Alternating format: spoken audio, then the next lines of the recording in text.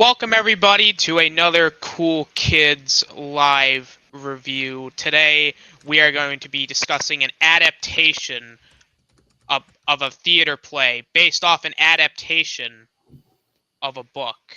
So you might say that this is the adaptation inception. Adaptation. Um with Wicked, but just part one. Not entirely Wicked, but one. You know who we are? We're just gonna get right into it. Now, I'll be honest, I haven't seen Wizard of Oz in a hot minute. I haven't seen I wasn't able to see the Broadway play. So I really didn't know what to expect going into it, and when I saw the trailer, I really was like, it looked okay, but it didn't look I wasn't impressed, I will say. Now that I've seen it, I am going to just come out and say it, and I'm going to be 100% honest with everybody. This is probably one of my favorite films of the year. It was very, very good.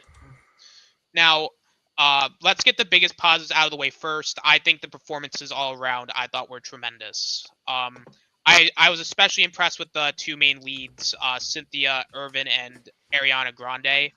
Like, as soon as I heard Ariana Grande was going to be in it, I just was like, really? Like, she's in this? But I had to admit, I was impressed. They had great chemistry as the two main leads, Glinda and Althaba, respectively. And I think they did a really good job showcasing the friendship between the two. Like, the two just didn't really like each other, but then over the course of the film, like, you see them actually grow and bond as friends. And it really only takes one kind act to be a friend.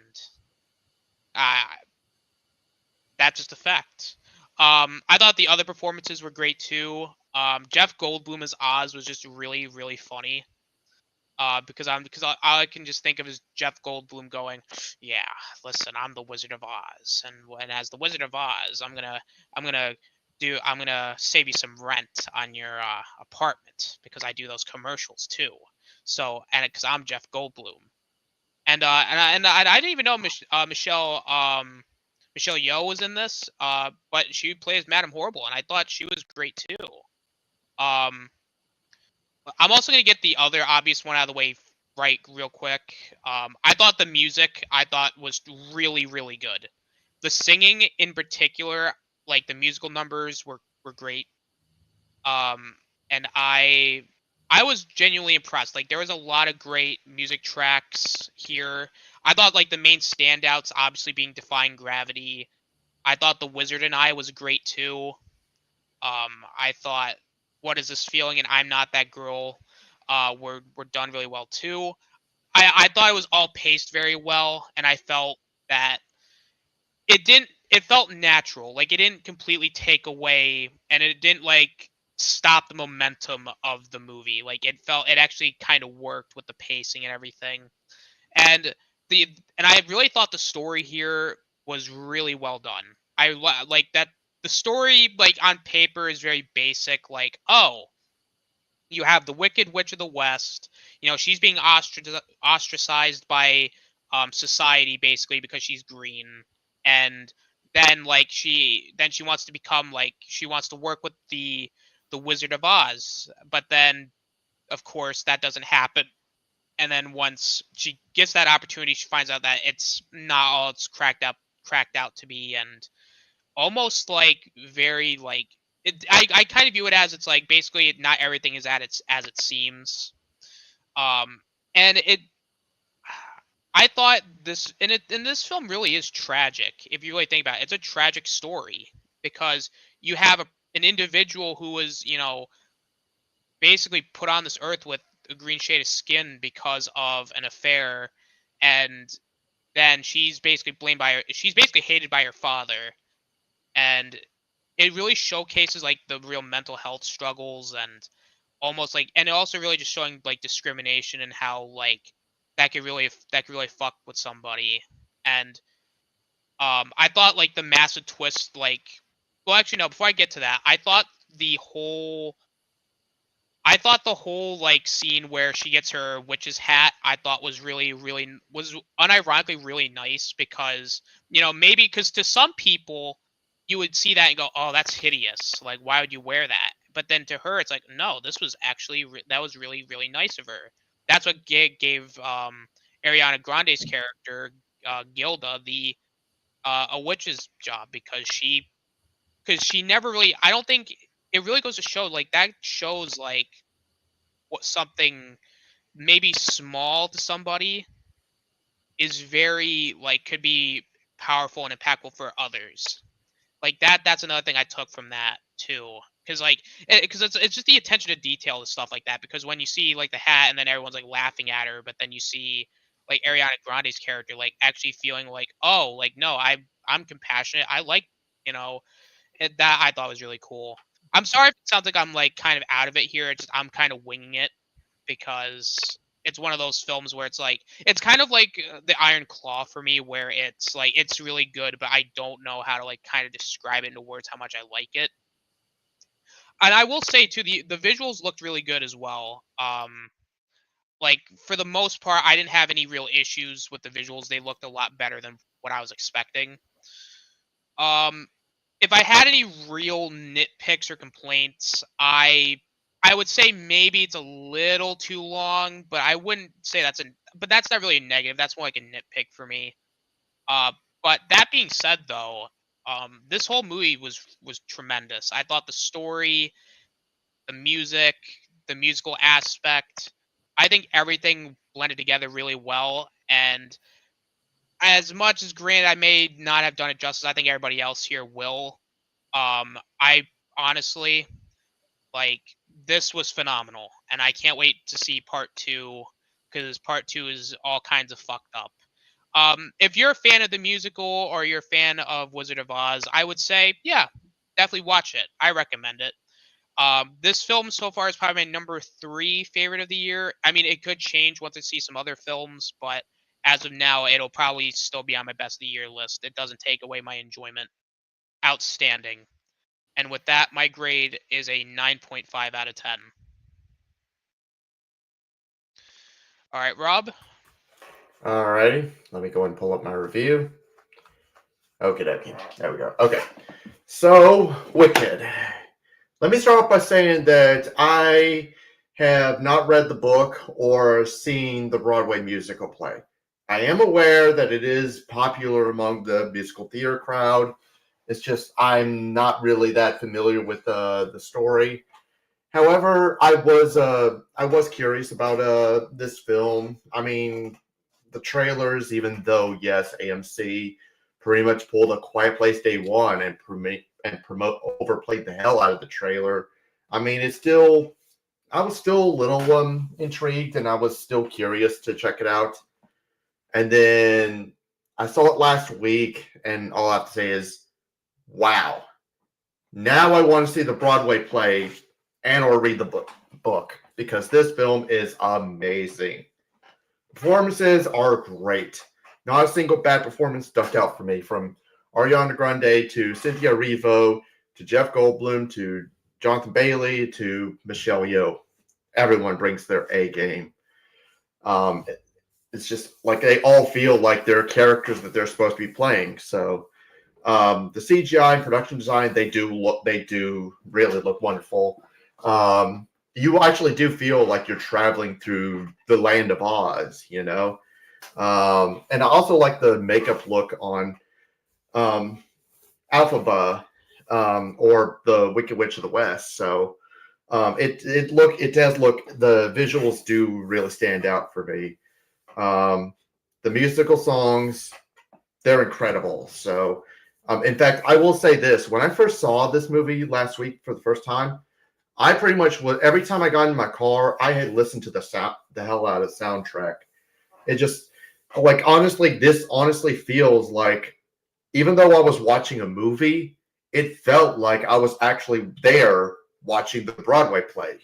You know, it honestly felt like that to me.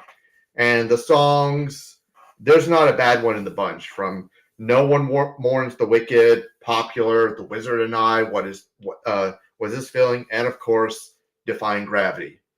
Unlike Moana 2, where the songs are like hit and miss, where some are Some are enjoyable, but others are like very forgettable.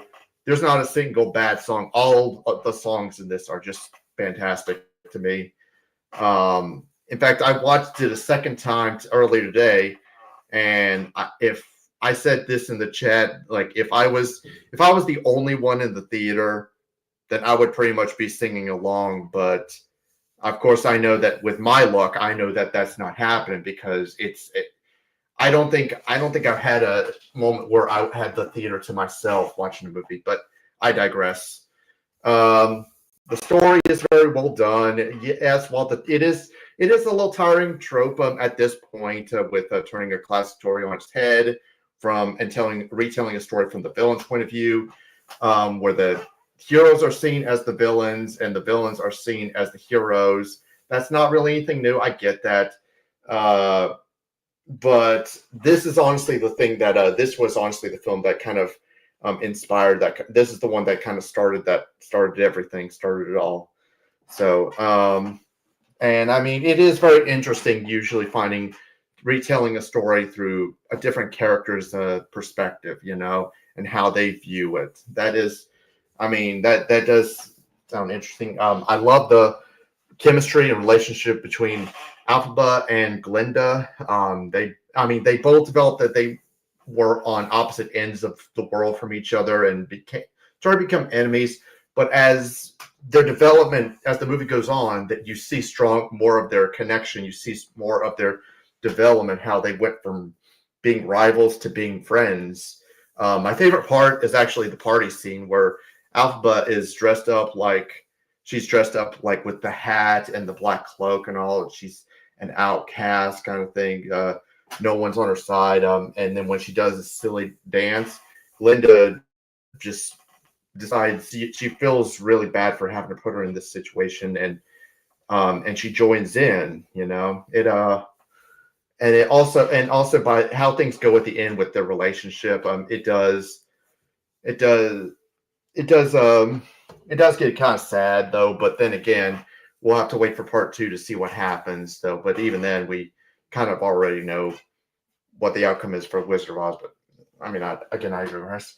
Now, I heard many people complain about the film being a little too long, but to me, that wasn't a problem. Honestly, I never got bored or felt like there was any slow pacing or anything. That just didn't happen to me. I didn't feel the runtime at all. So if I was getting bored or the pacing was slow in certain areas, then I probably would have agreed with Austin, and with a lot of other critics. But to me, I just never felt it. Like honestly, 2.5 hours just went by because I was just invested all the way through and just never felt the runtime. Honestly, I really can't. Can I really? Is there anything I want to complain about or anything that I want to say is truly wrong with this movie? Not really, honestly. This is a great movie. It's a wonderful movie. This is one I would definitely recommend taking the family to see during the Thanksgiving holidays. I would say it was even. I mean, it's a much better pick than Moana 2. But and I wasn't exaggerating at the beginning when I said that this made me want to see the Broadway play, even though tickets are ass expensive, where it will cost you a leg and an arm and your firstborn child to get. Because but I mean, overall, I would say give this a watch. I don't even need to tell you that if you're a must. I don't even need to tell you if you're a big musical theater fan, go see it. But I'm pretty sure at this point you've already seen it. And this is honestly, this will certainly be in my favorite films of the year list, and it is currently my favorite musical of 2024. And with that, my score is a perfect 10 out of 10.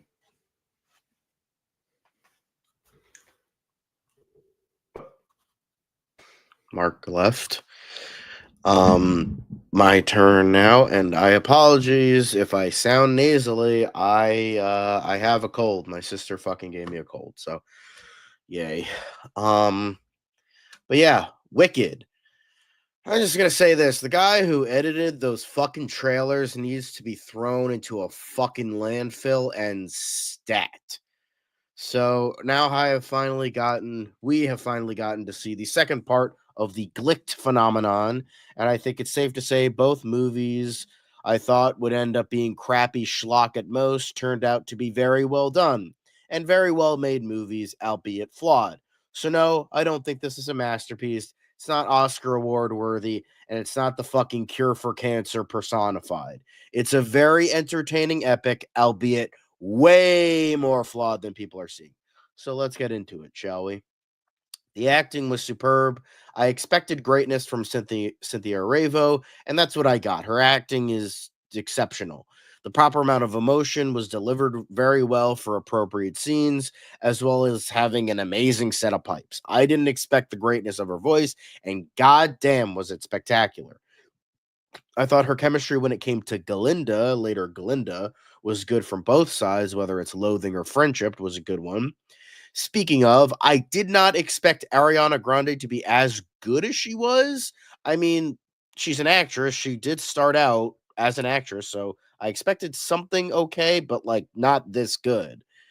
But I mainly blame that on the trailers in terms of showing the absolute worst parts of her performance with no context. I was expecting Cat Valentine again at most. Like legit. I was expecting just like ditzy blonde and that's all we got. But no. But what I got was a very well done performance of someone who is a privileged, cringy, narcissistic attention hog.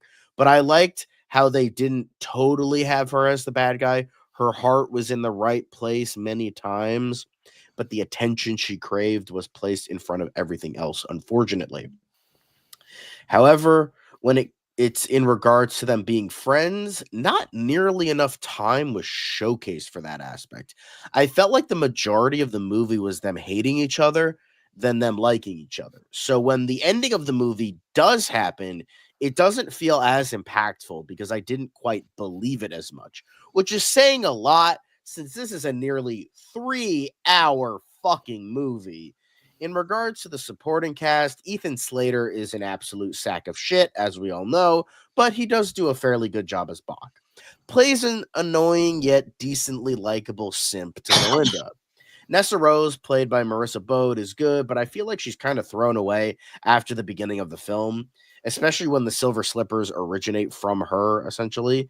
Jonathan Bailey was good as Fiero, playing a rather one-dimensional himbo with a heart of gold. Jeff Goldblum plays Jeff Goldblum. I mean Jeff Goldblum. I mean the wizard. And he pretty much plays himself, which we have come to expect from him as an actor. We don't mind. We love it. We have accepted it with open arms. Michelle Yeoh is usually really good, but I found her to be kind of wooden here, especially when she was trying to sing, and keyword being try there because everyone else was good though. The acting, even with Yeoh, was not one of the flaws of the movie. On a technical side, for the most part, it's pretty good. I thought the cinematography was okay, but I did have some problems with it. None of it seemed really inventive, but conveyed what it needed to convey. I thought it was paced well as well. It didn't totally feel like a 2 hour and 40-minute movie for most of the running time. In fact, I felt some aspects were too rushed. I already mentioned their friendship being showcased was rather lacking, and I felt that was rushed. I also felt that the ending was incredibly rushed. You could tell that it was carried over from the musical verbatim because that shit was way too fucking rushed. She gets to see the wizard, and then 5 minutes later, she becomes public enemy number one. And it's like, whoa, hang on, hold up a fucking second. Can we be given some time to breathe here? Look, I know you guys just want to get into Defying Gravity, the song everybody knows, but come on, you can't rush this shit. Especially, as I said, this is a nearly 3-hour movie. You could have given us more time to develop. This is the case of adapting the work too closely. Yes, this is based on a musical, but this is a fucking movie first. I respect that Chu wants to be respectful and honor the source material. I get it. But you have to envision this as a movie first. And when you rush this shit in the last 10 minutes of the movie, it's very noticeable because in a musical, you have to rush that because the act one of the musical is 90 minutes. So some things have to be, rushed for time. But this is a movie, a 2 hour, 40-minute movie. please don't rush this shit. And they still did. Again, I assume it comes from respectability, but there's only so much of that I can tolerate when the movie just goes by way too quickly for no reason. I found the visuals to be pretty drab and boring. The original film is a Technicolor dreamland.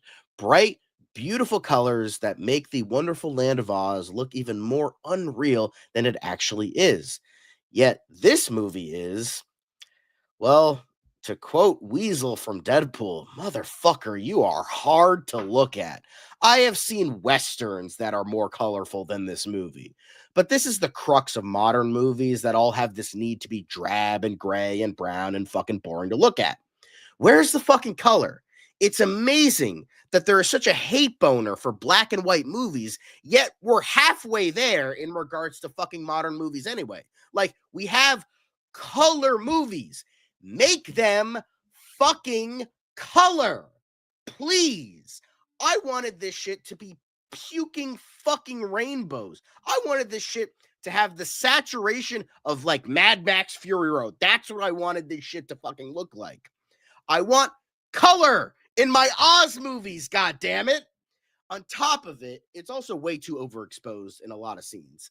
My sister even likened it to a Michael Bay movie, not gonna lie. And I have to agree with that. With that, the little use of CGI was also not good. The flying monkeys look like absolute dog shit.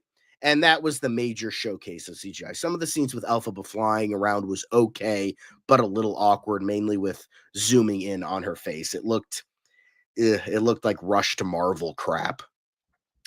But enough with the technical. About the songs. Let's get into the songs. I thought the songs and the sequences were all really good.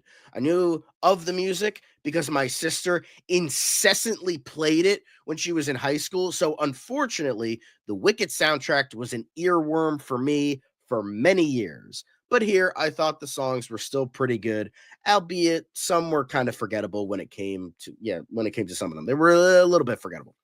Popular definitely brought back some PTSD flashbacks in regards to, my sister incessantly playing it for years.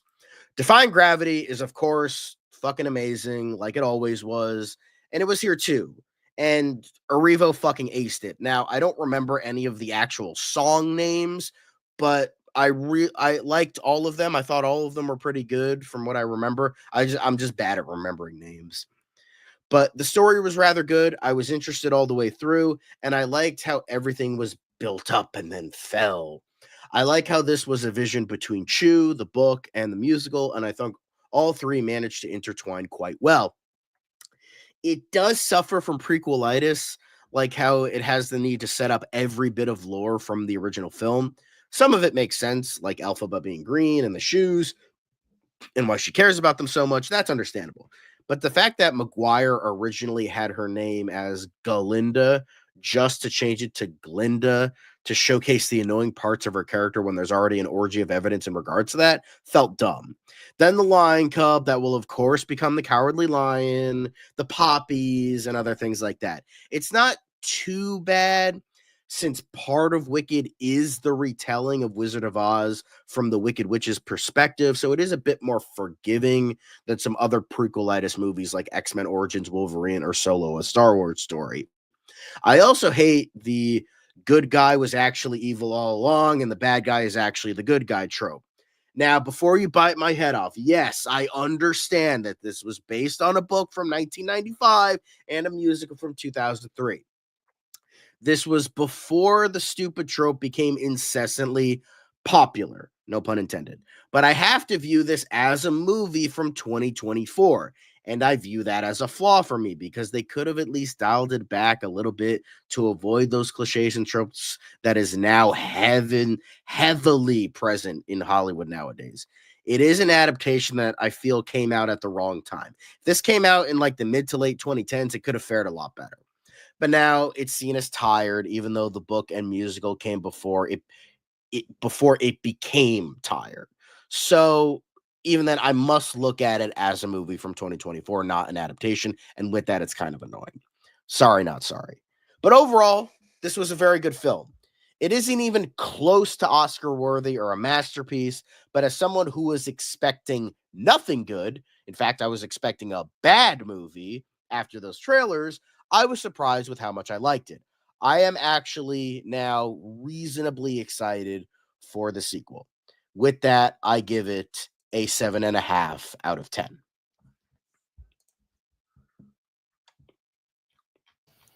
Yeah, totally the wrong time. They only made $358 million worldwide. Jesus. What were they thinking? All right, my turn. I'm not a big Broadway person. That'll be my sister. So, Emma, in case you're watching, hi. So, I don't know much about the Wicked musical outside of 2 songs, Popular and Defying Gravity. However, like many, the original Wizard of Oz is one of my favorite movies. It's a movie that had a really big impact on me when I first saw when I was really young. I wouldn't say I was super excited for Wicked Part 1, but I was certainly intrigued. The trailers looked good. Although, like Rob, I will admit, I got sick of hearing Defying Gravity every single time I went to my Regal. Because then they had to play it during the Wicked trailer. And the Google Pixel ad. And a Target ad. And another Regal ad. God damn it. They kept fucking overplaying the song. And I was saying, this song better be something fucking special if I hear this in the movie. The day I saw it, I had the day off work after a concert, and I decided to participate in the Glicked double feature, with this and Gladiator 2. I decided to start off with Wicked, because it was the longer movie of the two. And let me tell you, I was blown away and very impressed by what I saw. And then I saw it again yesterday, because holy shit, I was not expecting this to be this fantastic, but here we are. The musical numbers here are top notch. They're all beautifully composed. They're all sung very well. I found myself smiling, even dancing a little bit in my seat, hearing some of these songs. Whether it's The Wizard and I, What's This Feeling, Popular, and the stunning closing song, Defying Gravity, which Regal, Target, you're forgiven for overplaying that song, because hearing it in this movie, my jaw fucking dropped. The singing all around was fantastic, as well as the acting. Cynthia Erivo, not only is she amazing and likable as Alphaba, who will later become the Wicked Witch of the West, that woman can sing. She has a beautiful voice. I had goosebumps hearing her sing. And, I really liked her. I really liked her in this movie. I liked her character. I felt she was very sympathetic. And I hope in part 2 we definitely get to see more of her being the Wicked Witch. Ariana Grande surprised me as Galinda. Because here's the thing. I cannot stand Ariana Grande. I thought she was really annoying and victorious. And I can't stand her music. And not only was her singing fantastic in this, she had me laughing my ass off. I could totally buy Glinda the Good Witch starting off as a spoiled, self-entitled airhead. I really like their dynamic and their chemistry with each other. The rest of the cast is great too. I love, Michelle Yeoh is fantastic as Madame Morrible. Jeff Goldblum is great as the Wizard of Oz. I also liked Peter Dinklage and his small role as Dr. Dilliman, and Jonathan Bailey as Fiero. I will disagree with John on this one. I thought the CGI and the visuals looked great. And not gonna lie, I would have loved to have seen this in 3D if there wasn't an extra an extra surcharge for 3D showings. Pretty cool. And the movie, I think it does a great job of balancing tones of the drama, the humor, along with being an over-the-top Broadway musical. The scene alone where Alphaba's just doing that dance, and everyone's just looking at her funny, like they're making fun of her. And then Glinda dances with her too. Just there's no dialogue, just showing that she shows that in her as much as self-entitled and as arrogant as Glinda could be, she does have a sympathetic side to her, and it was nice just seeing those two get in that bond. And lastly, I love the cameo of Idina Menzel and Christian Chenoweth during the One Short Day sequence. It was adorable, and it was funny seeing the original Alphaba and Galinda back. Do I have any issues with this movie? Yeah, it's more nitpicky, but I do agree. I do gotta agree with John on this one. Prequelitis. This movie, Wicked, absolutely has prequelitis.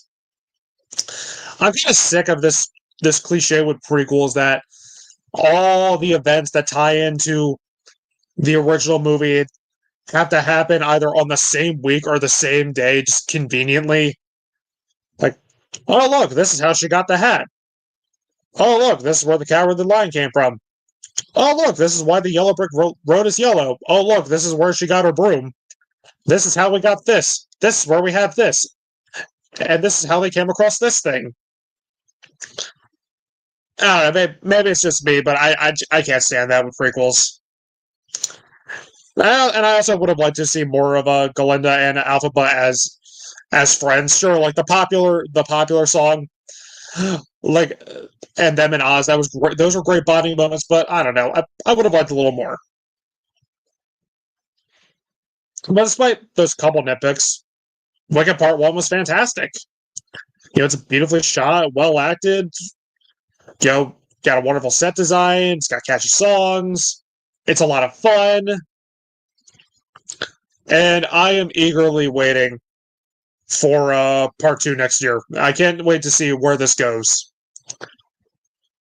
Spoilers for our 2025 stream. You bet your ass you can see Wicked Part 2 under fuck yeah, let's go. If you're a fan of the musical, The Wizard of Oz, Broadway, go see this movie, but you're probably going to see this movie anyway. Of the big three Thanksgiving weekend movies, I'd say Wicked is definitely the best of the three. And I'd give it a very, very strong 9.5 out of 10.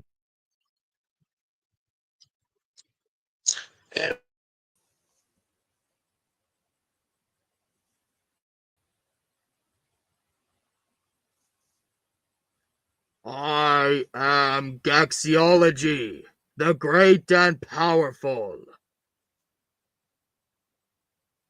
Alright, so as far as this source material of Wizard of Oz, I've always known that it was a book. I know there's been lots of different adaptations, but the one that I, like everyone, knows most is the original 1939 film. That is the version that I have grown up on. That's the one that I know the most. Whether or not it is directly faithful to the original book, I do not know. I just know that that's the version that I know. So going into this, I know next to nothing about Wicked. I know what it is. I knew about it, but all I knew about it is that it tells a story of Wizard of Oz, but from the witch's perspective and painted in a sympathetic light. And I gotta be honest, usually, I hate when things like that are done, when they do stories like that. Maleficent is a big, glaring example. I fucking hate that movie. So unfortunately, the batting average for those types of stories, changing things around and whatnot, has been more bad than good for me. But I was willing to give this movie a chance because I've heard nothing but great things about Wicked. I know it's a very beloved musical. I know it's a beloved story.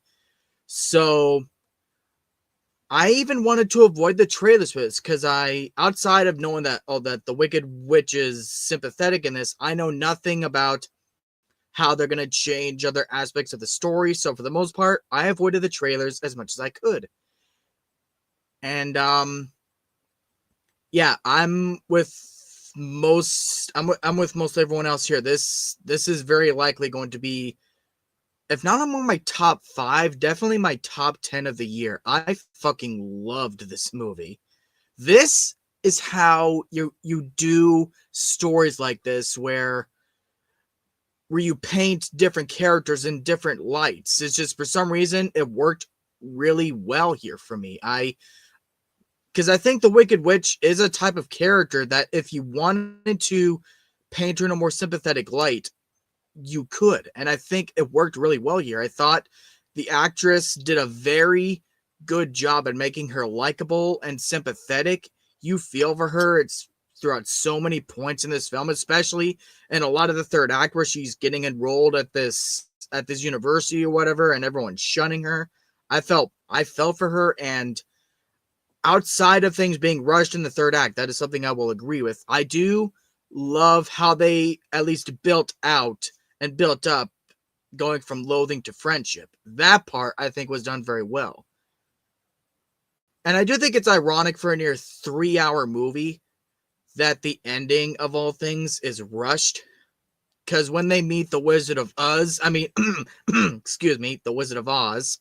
By the way, Jeff Goldblum, I think, steals the show in this, or at least is one of the actors that stole the show in this. But once he comes in, everything from there I felt like was rushed because, like John said, like maybe 5 minutes later, she goes from sympathetic to being painted as enemy number 1. That's the only issue I really had with the movie. I feel like you could have, I don't know, maybe bit the bullet, made this 3 hours fully, and used a bit more time to flesh things out. I don't know. But that's just me. And last thing I'll talk about before my grade is the songs. I actually think Dancing Through Life, I think that's what the name of the song is, was my favorite of the whole bunch. It's just that type of vibe, its rhythm, and its orchestration. I don't know. I'm just into songs of that type. Like hell, Wonka last year, fucking love it. A lot of the songs have that kind of vibe to it. And I do think every single song in this is good. But at the same time, I don't think I'll end up listening to certain ones as much as I will ones like Dancing Through Life, obviously Defying Gravity. Popular was another really good one. And yeah. So once again, I loved it. I think this is a much better way to take that formula of painting villains in the sympathetic light. Because again, I hate how Maleficent did it, but this was a damn good interpretation. This was a damn good way to do it. I loved it. And even though it clearly doesn't connect to the original Wizard of Oz in particular, I am really invested in seeing where this is going to go. So I'm sorry if it was very scattershot because I literally just finished this movie like 15 minutes ago. But I'm going 9.5 out of 10. It was fantastic.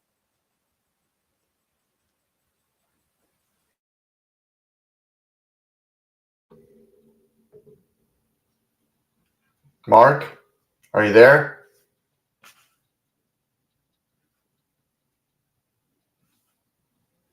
I'm kind of expecting him to come and go, I am Mark. When he gets back, he can give his thoughts. So he's probably still writing his review. I don't know where he is. I am Mark. Wizard he could also be cooking. He could also be cooking. He could also be busy with other things, like he's probably cooking dinner or something. I don't know. So, but I just got to point this out too, though. It was a genuine twist to me that the wizard was the villain in this because keep in mind, again, not only do I know next to nothing about Wicked, but I also, for the most part, avoided every single trailer. So, But I mean, but Zach, I was gonna say, I'm sure that you came across the Wicked trailer when you went to the theater, right? nope. Every single time the trailer's played, I either put in my earbuds or walked out for a couple minutes because I wanted everything to be in this to be a surprise to me. So, yeah. He was in mind for why certain things threw me for a loop the way they did. Like seriously, when they did that reveal with Jeff Goldblum, my jaw was pretty much on the floor. Like, oh, they're going that route. Like maybe I should have expected it because if they're gonna make the villain the hero, then it would be the other way around. But I genuinely did not see that coming. I figured if anything, he was either going to be morally gray or still good-hearted like in the original. I didn't know what to expect. I did love how the movie reminds us that the wizard's a fraud. Yeah. Oh yeah, I mean that's always been. I mean that like I said, this was pretty much a retelling from a different point of view. Yeah. Kind of thing. So, and I'm sorry, but any prequelitis problems this movie may have, which admittedly it does, it could have been a whole lot worse. I mean, we got Oz the Great and Powerful for Pete's sake. Yeah, but it's I wanted to mention this in my review. It's kind of a shame that the visuals and colors in that movie somehow looked better than in this one, and it's like, oh, guys, that movie was shit. Like, ooh. Like the thing is, I don't think that's actually a wholly bad movie, but my God, when Mila Kunis becomes the Wicked Witch in that, she is horrible. Yeah, she was a terrible choice for Wicked Witch of the West. In that Only one. when she becomes the witch, though. I actually liked her before, but when they did that transition, even before she came the Wicked Witch, I thought it was pretty much bad casting. So, yeah, all I was seeing was Jackie from that '70s show play the Wicked Witch. So, or Meg Griffin. I know. I mean, I mainly know Mila Kunis from that '70s show, but yeah, she was also in. My God, I didn't see that one. I am old. No shit. And painful.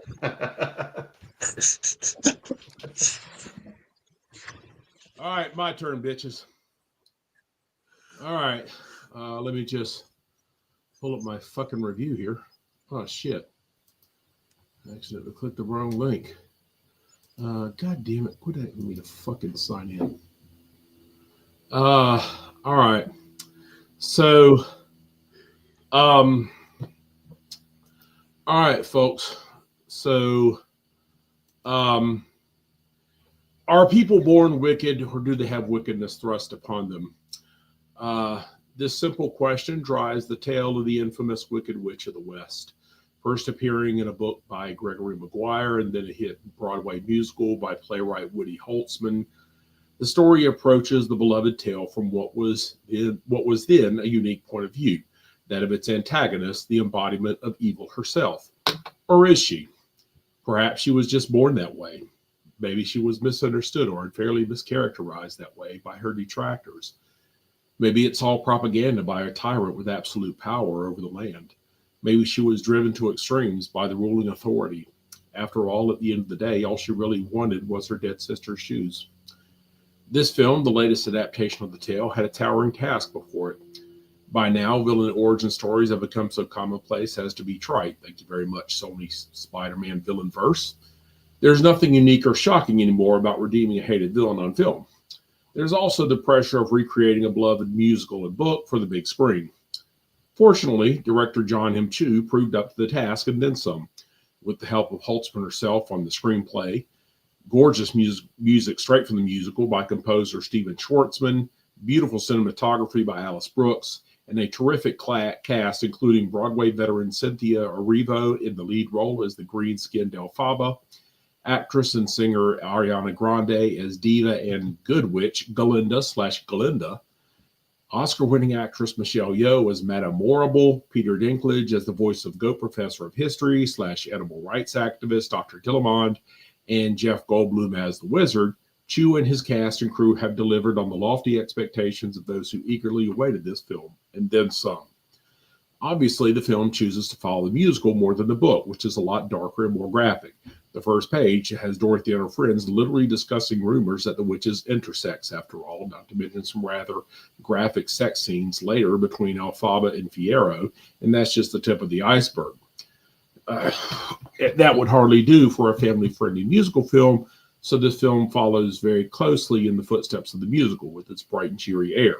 However, the same themes of injustice, identity, and friendship are still there, just explored in different ways.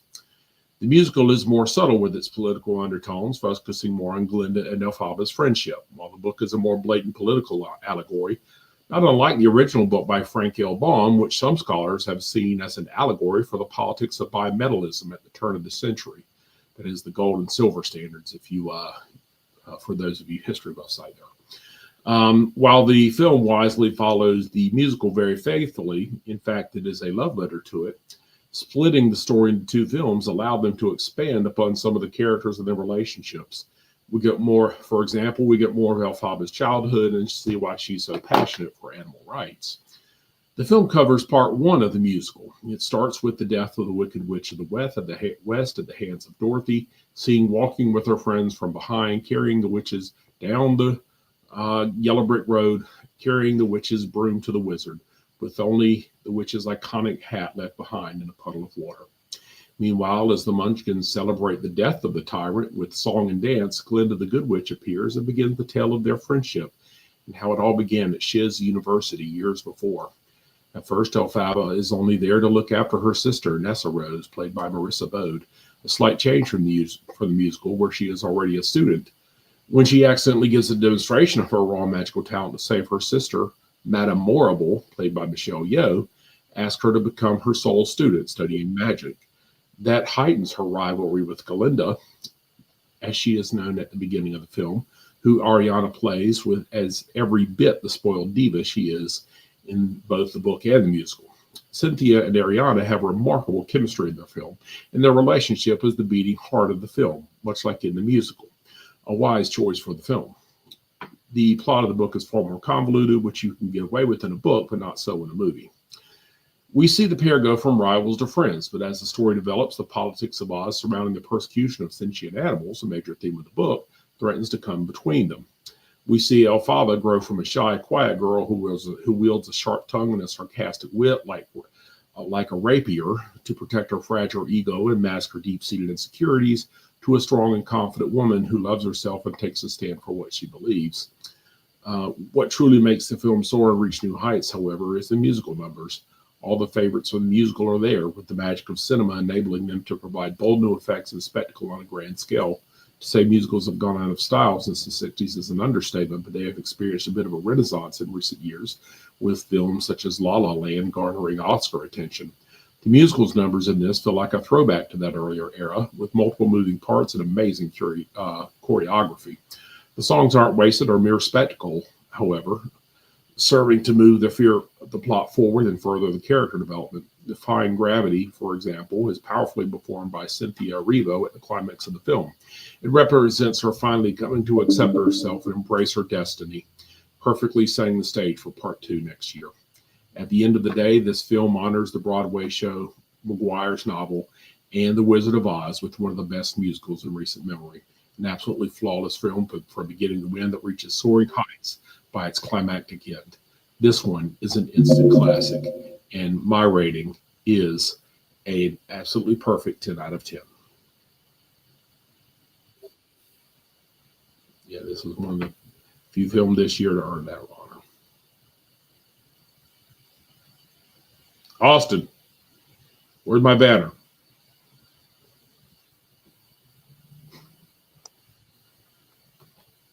Good job. Absolutely, yeah. 10 out of 10. So that's my review, fellas. As for the prequelitis, I didn't feel it. I mean, I felt they did a good job. I didn't feel it didn't either. like hate it when I was writing my review.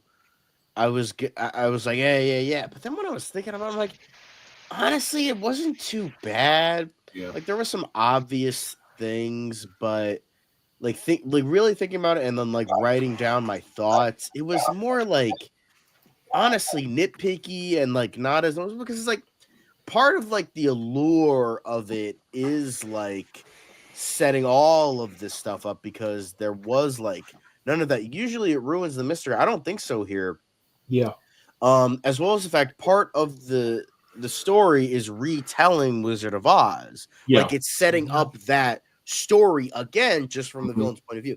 Like it, so it's not as like annoying as it is in some of the other stuff. Like I mentioned, like oh, what's your last name? I don't have a last name. Oh, Solo. It's like that's like that's fucking like, and I enjoyed that movie. And here,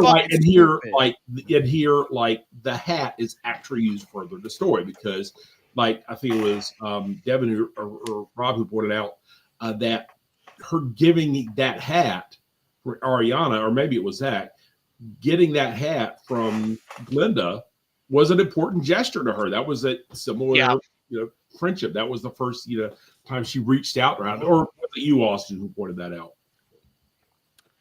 But yeah, I also liked it was used like, and plus, having, the Cowardly Lion as a cub in there, obviously, but still, it still makes the point about the oppression of animals, which explains. Yeah, so like that's why looking back, it's more of a nitpick than anything, but it's still like mentionable. But I also liked how they in order to homage the ruby slippers that were used purely for the 1939 film, and how when they were during Popular, when she was like doing like the whole makeover stuff, she grabbed one of her pairs of heels and they were red and she clicks them 3 times in a row. I thought that was really cute. I really liked it. I wonder how the box that held the jeweled slippers was red. I'm like, that's obviously nice. I liked that. Yeah. I thought it was very good at homaging stuff, and like I also like how during a lot of the movie, in terms of the if we're getting like film scholar technical here, the mise en scène of the film was, I like how you had a lot of pink and green in the background. Like when Elphaba is singing after she gets accepted, you see like the pink like cherry blossoms and then like green potted plants. I was like, okay, that's really beautiful. That's cute. I just wish there was like more of that, because like I just felt it was so like boring to look at. Like a lot of it was just so gray, and like, okay, yeah, we get a shit ton of pink. Like, yeah, all right, we got pink, but it's like I feel like the wonderful land of Oz should be like just like in your face about color, because it's supposed to be this like enchanted different world, even though it's not like as like,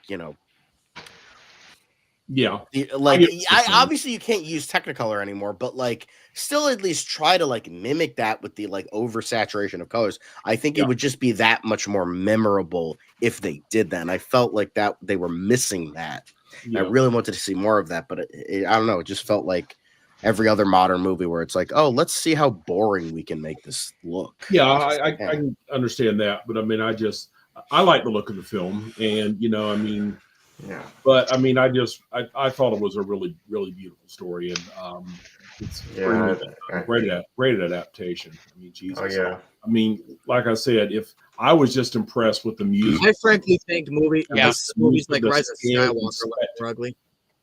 The scale and spectacle of the musical numbers, though, I mean, just like you had a real throwback, especially the one they sing when they first get into Oz. I forget which one that is. But I mean, you had the citizens of Oz dancing and singing too. I mean, I was thinking, dear God, that choreography is amazing. It is amazing. Like I said in my review, it's almost like you're actually watching a play, Yeah. But not in a Wasn't bad that one short day? Not in a bad way, because sometimes when it feels like a play, it like can get really noticeable and really boring really quickly. But this, like, you get the feel of like an over the top musical, but it's not like burdened by that. It's still like, okay, we have to make it feel like a musical, but at the end of the day, it's still a movie, so we have to make it feel like both. And I think like John M. Chu is like known for a lot of like music styled movies, so I felt like he did that very well. Like he mixed those aspects very well. I think the only like I'm trying to think on what other musicals that John M. Chu because I know he did like the Step Up sequels and unfortunately he also did Jim and the Holograms. Yeah, and he did In the Heights.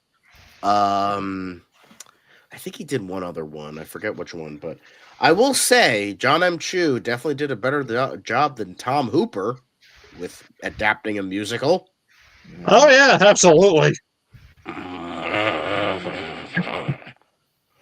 I'm lost. I'm gonna say this. I think Cats was that bad. It like God gave us the COVID. He's like, okay, you know what? You made Cats. You're getting COVID. Fuck you guys. You made this abomination. You have to pay for it. Well, to be fair, Cats is just them jellicles. Am I right? Well, to be fair, Cats is just a bad story in the first place. I mean, it's a very popular musical. I mean, it's the best-selling musical of all time. Yeah, seriously. It's made the most money on Broadway. It was beloved. Wicked took that title. Yeah, it was beloved. Yeah, Wicked is now, but for Cats was for a long time. I mean, Cats was extremely popular. I never got the like back in the 80s and early 90s, it was Phantom of the Opera.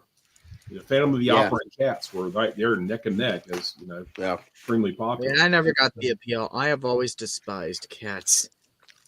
Ironic. Yeah, very ironic. Yeah, very ironic. I mean, the thing is, what I heard about the movie, it was just so cringe because, I mean, you know, cat buttholes and everything, but even that wasn't the worst part about it. Hashtag release the butthole cut.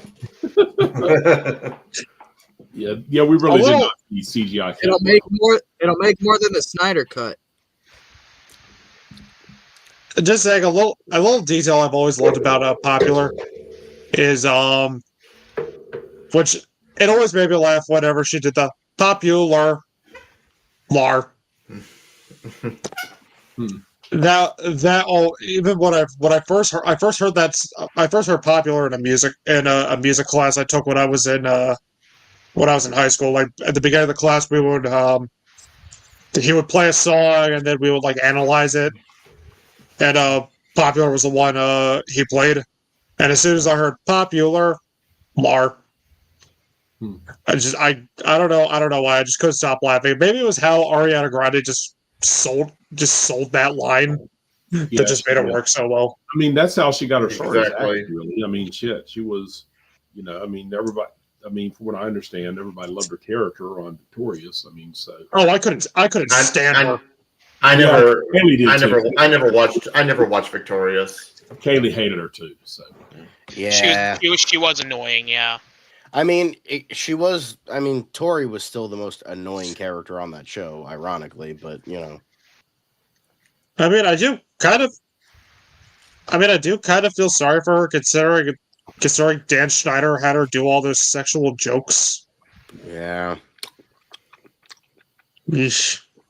Yeah, but I mean, I don't know. She did really good here because I thought it's like I told Kaylee can't stand Ariana Grande because But I mean, I said, well, look at it this way. She was perfect for playing a spoiled, selfish, self-centered brat. I mean, you know, but I mean, she did do really, really good. And she had really strong chemistry with Cynthia Erivo. I mean, you could tell even in interviews that those two were just really good friends. So good to see. I mean, they did really, really well together, both as villains and both as enemies and as friends. So, because I mean, I think I would have liked seeing more scenes of them as friends, but the scenes we got of them as friends were quality because they had such good chemistry. So that's why I can buy it.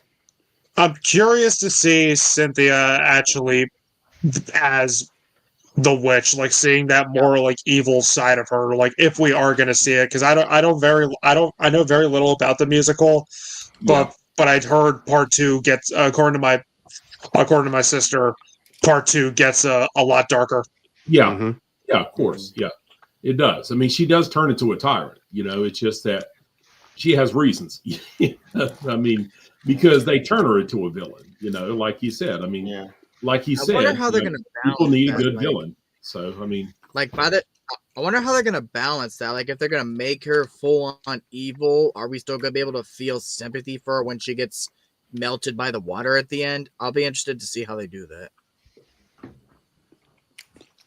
Yeah. well, I don't know. But I mean, I'm sure they're going to follow the musical fairly closely. Oh yeah, it's obviously I mean, going to it'll go probably more. be like this, where they were able to flesh it out more. They'll probably Yeah, they do. flesh out those themes. Yeah, I mean, like after seeing this, I mean, if the musical play is already somewhere around your area, would you guys go check it out or something? If it's priced hell yeah. reasonably.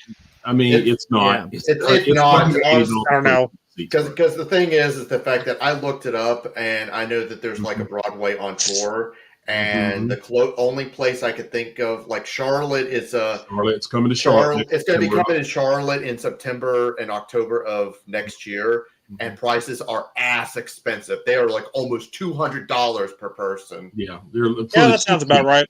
For the cheap seats. Yeah, Exactly. like Yeah, the cheap seats. Yes. yeah, for like the orchestra seats, close up, $200 is supposed to be the cheap seats. $1,100. Yeah, Yes. $180 for the balcony.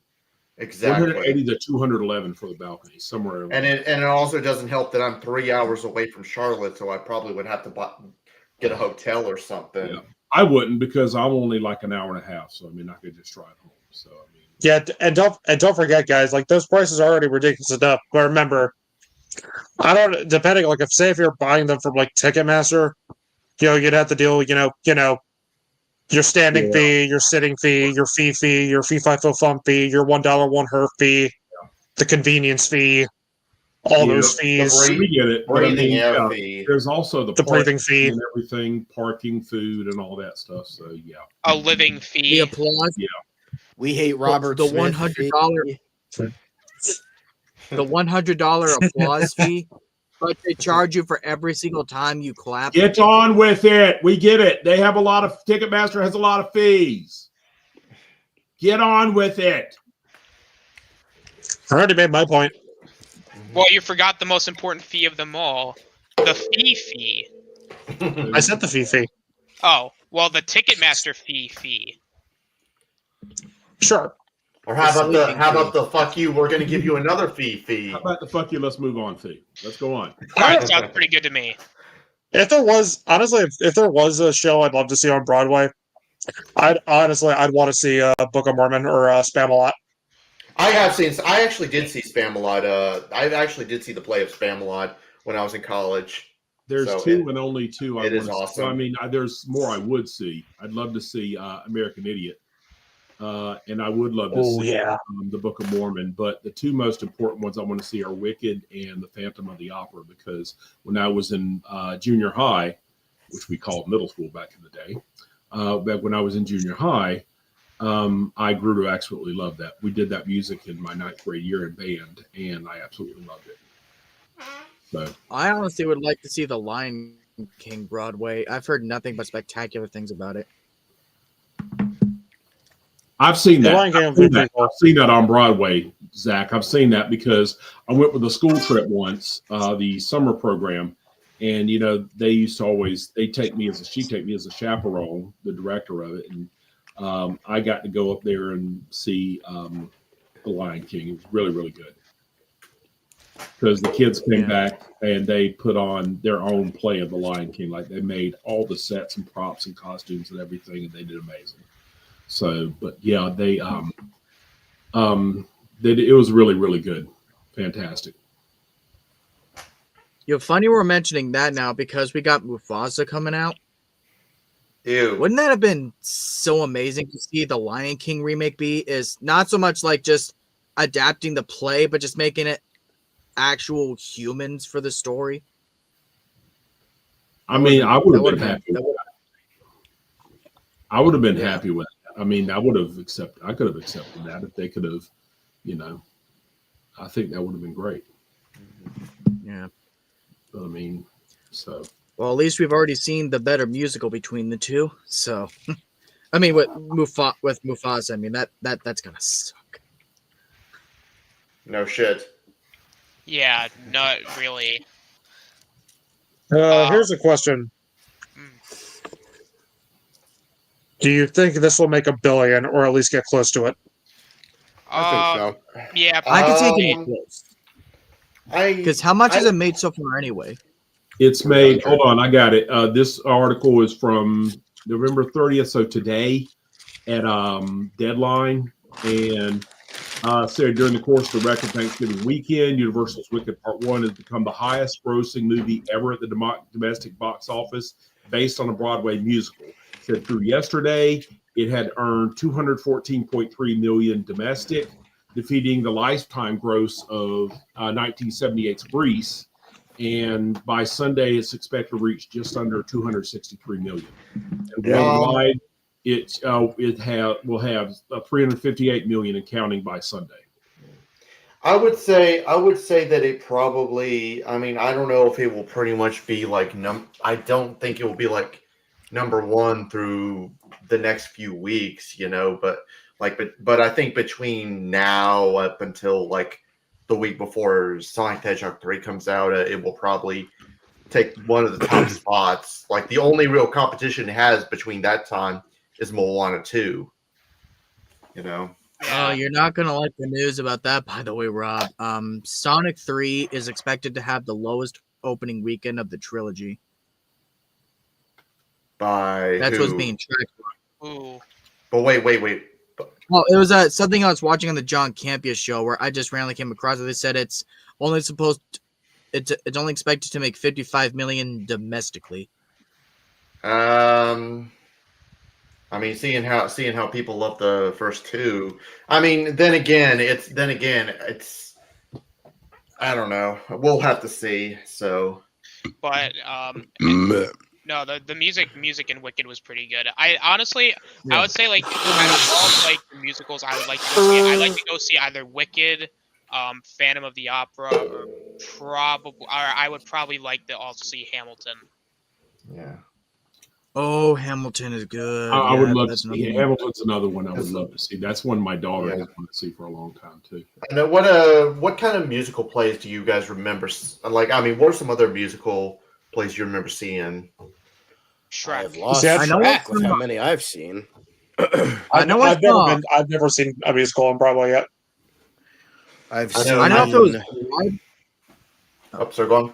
What have I seen? Oh, I've seen so fucking many at this point. Hey I've seen- guys, here's another report that says from out.com that says another deadline report forecasts that Wicked is expected to gross 262 million by Sunday, December 1st. If that happens, Wicked will get very close to the Twisters box office gross and will be trending to potentially beat Doom Part 2 and Beetlejuice before the year ends. So it could be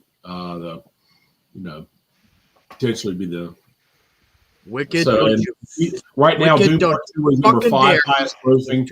Beetlejuice is number 4 highest grossing, based on domestic box office now, because those are at 294 million, 282 million respectively.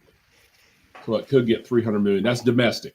That's domestic, yeah. That's domestic. Yeah, it's not going to be I inside could out. see it maybe. Domestic. Given the numbers right now, I'm gonna give a very educated guess. I could see it ending around 800 million ish by the end of its run. I don't think it's going to Possibly. get that high now, because I mean it's primarily domestic driven. Because it's a very American. Yeah. Well, I mean, American and UK. American and UK, exactly. but that's kind of so. It'll have like 262 million.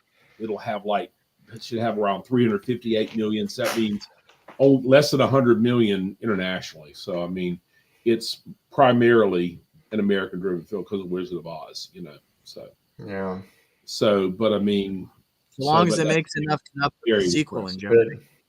It will, because I mean it's doing really fantastic. So I mean, shoot, I remember 300 billion domestically is that's no sneeze. Yeah. But in terms of the Broadway plays that I remember, or the musical plays I remember seeing, I do remember. I'd say here I mentioned before I did see Spam a lot. when I was in college. A friend of mine took me to see Mamma Mia because yeah. But she was a theater. One of my friends, she was into theater and all. She wanted to see it, so I was like, all right, I'll go with you. And what else is there? I think Ben and I we did watch the Matilda musical. Like I think it was like the beginning of 2023. So Matilda had a musical? yeah, Yeah.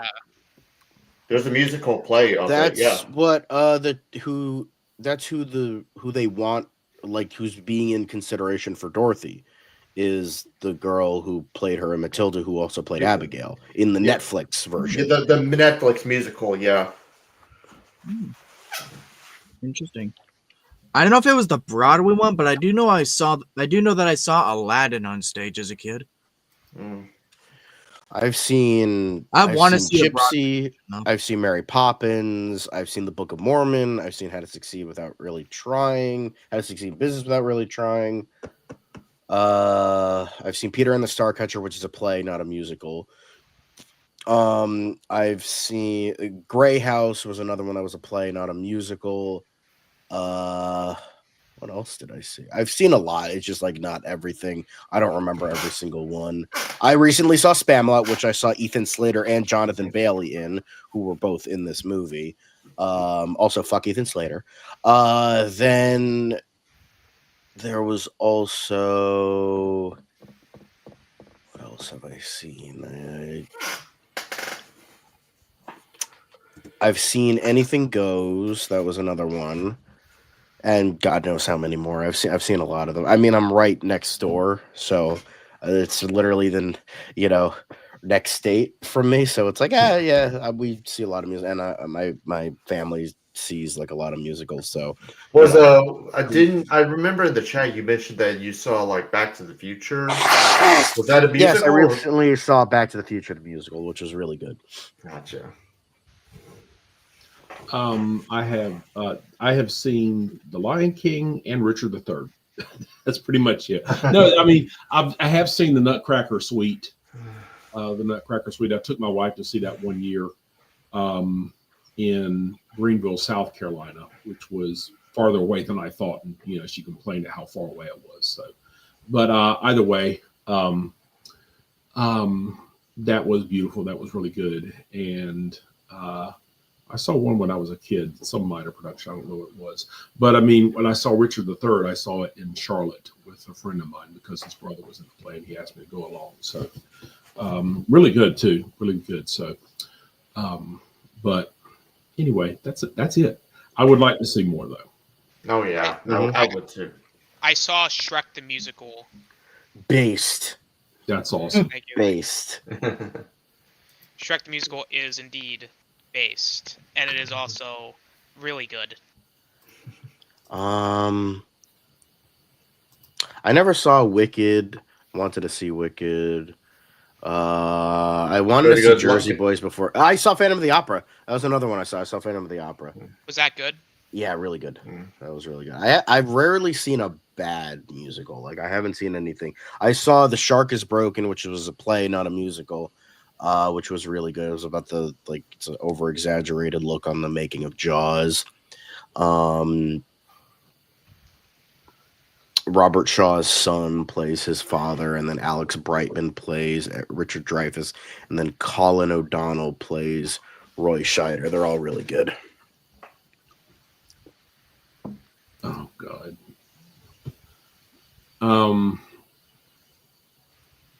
Yeah, but another one I'd like to see, not a musical, but I would love to see A Few Good Men because I love the film so much. Aaron Sorkin, so I mean, love the film so much, and it's Aaron Sorkin, so I mean, shit. But anyway, how about those Jets? How about those Jets? Yeah, how about them? Yeah. How about those Jets? How about those powerful Jets? How about them boys? Yeah, they suck. Yeah, they probably do. It's New York. Right. They really do. They How about suck. them flying? Do we have anything else to say for Wicked? Go watch it. Yeah.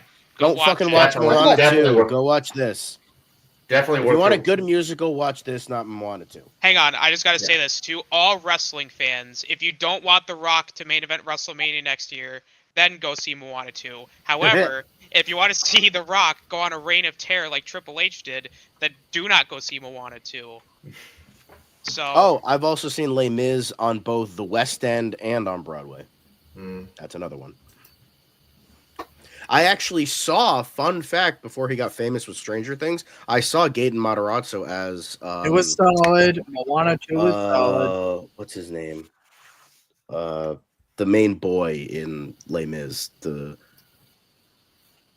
I forget his name. Anyway, he played that character. And I didn't realize it at the time. I saw him, and then, obviously... You know, Hugh Jackman?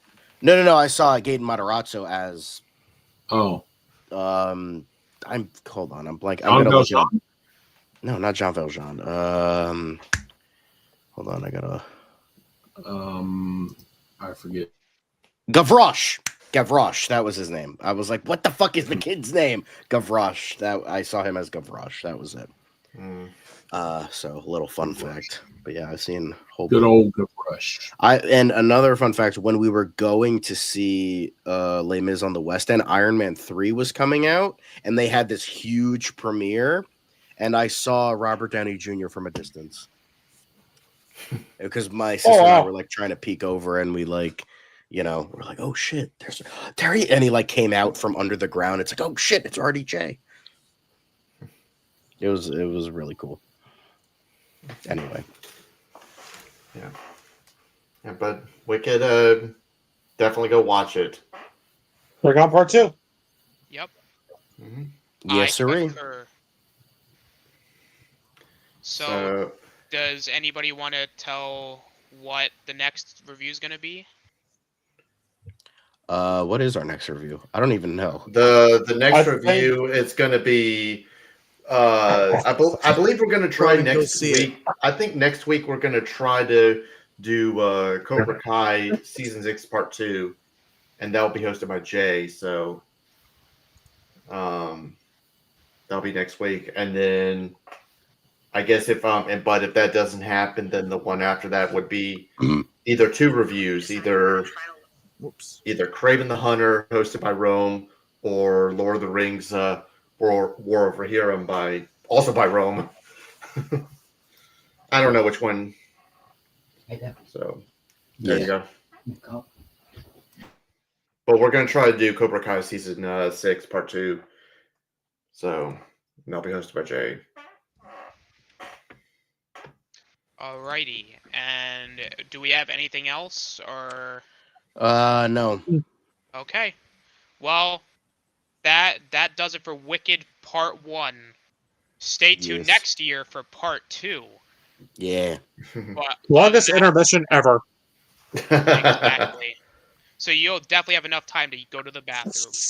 You don't get to skip this one either, Devin. Damn. You All just right. have to wait. A Go to the singular bathroom, tear, get some popcorn. a singular tear dropped from my eye. All right, everybody. That was Wicked Part 1. Stay safe. Happy Thanksgiving. Happy late Thanksgiving. And yes, have fun. Watch this movie, and we're out.